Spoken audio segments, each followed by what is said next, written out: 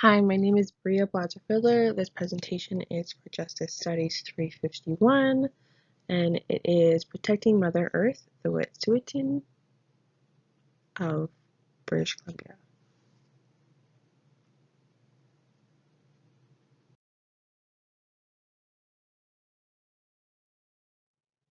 The Wet'suwet'en people abide by a clan system. A clan is a group of people belonging to a particular tribe or house to identify families or territories. There are 5 clans within the Wet'suwet'en. They are Big Frog, Small Frog, Wolf and Bear Clan, Fireweed Clan, and the Beaver Clan. The goals of the Wet'suwet'en are to ensure a self-reliant nation, to ensure an effective, responsive, and accountable infrastructure, to ensure continual and effective communications, to ensure responsible jurisdiction of the resources for equitable and sustainable use, to ensure effective financial management, and to ensure a government model based upon the solid foundation of our hereditary system. The Wet'suwet'en Vision and Purpose. We are proud, progressive Wet'suwet'en dedicated to the preservation and enhancement of our culture, traditions, and territories, working as the one for the betterment of all. The Wet'suwet'en territory is in northern British Columbia. British Columbia is unceded territory. Unceded means that First Nations people never ceded or legally signed away their lands to the Crown or to Canada. The objective: to protect all lands and resources of the Wet'suwet'en territory for the benefit of the Wet'suwet'en, develop capacity for economic development of our communities, and to preserve these resources for our children and generations to come.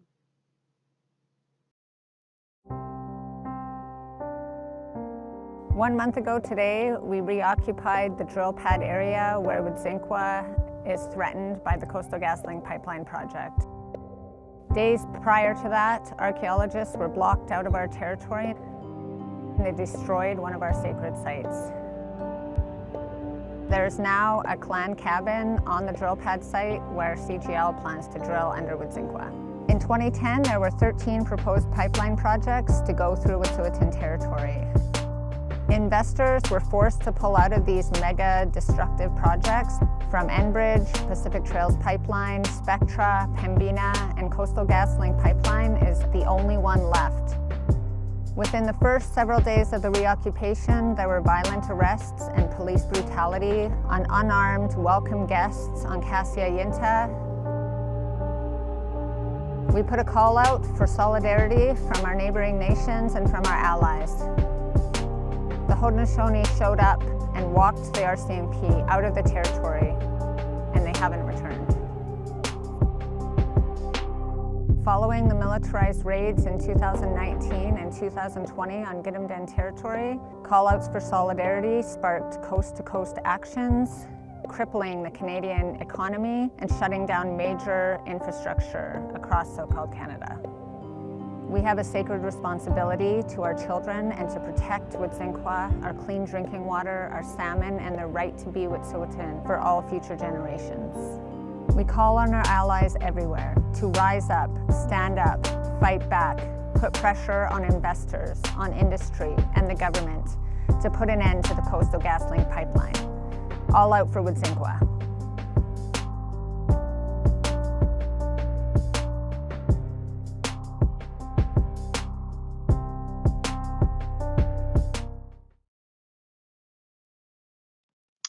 This is a direct quote from the Coastal GasLink website. Indigenous engagement. We know that there is more to building a pipeline than just materials and construction. The success of Coastal GasLink relies on working with local communities, listening to their views, incorporating their feedback where possible, and caring for sensitive landscapes in culturally and historically significant places.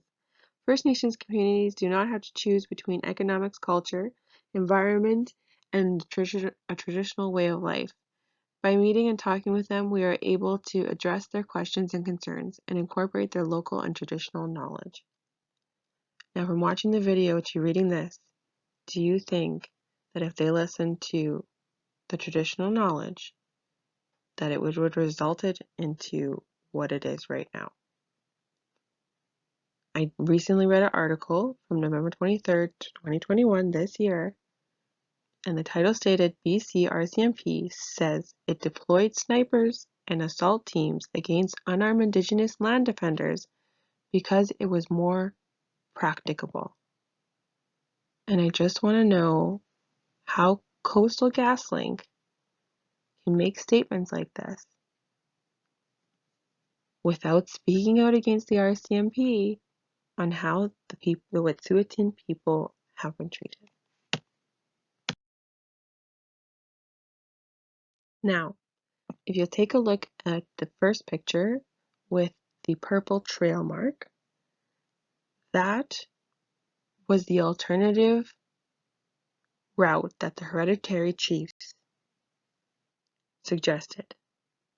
But it was too close to main populated areas like cities like the Houston and Smithers and Terrace, and it would cost way more money to do it this way.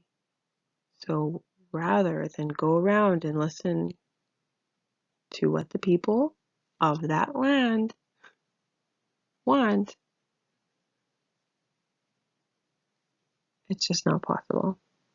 The second picture is the route that the Coastal GasLink would like to do, and it goes directly through the Wet'suwet'en land. I'm not sure how that works, where you can just go into another country and another sovereign nation uninvited and expect that to be okay.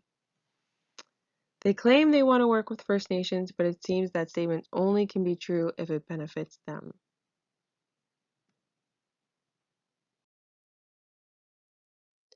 The Wet'suwet'en people are only worried about the effects from the pipeline that are detrimental to the environment and their water source.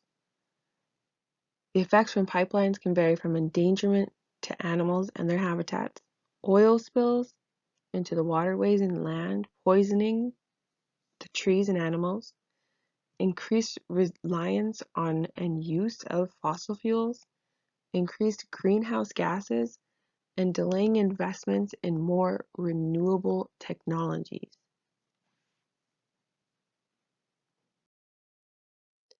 This isn't the first time that the government of Canada and the US have used violence to intimidate and dominate that are detrimental to the environment and their water source. For example, Standing Rock's, the Keystone Pipeline. The effects from pipelines can vary from endangerment to animals and their habitat, and the list can go on and on and on. Into the waterways and land, poisoning the trees and animals. First Nations people continue to fight for our tree and inherent right of fossil fuels to be treated like increased greenhouse gases and delaying investments in more renewable technology. Water protectors, land protectors, protectors of Mother Earth, Inamaka, Turtle Island, all of the above. Worried about the effects from the pipeline, and I stand with that are detrimental to the environment and their water source. The effects from pipelines can vary from endangerment to animals and their habitats. Where I got my video from into the waterways and land, poisoning the trees and animals, increased reliance on and use of fossil fuels, increased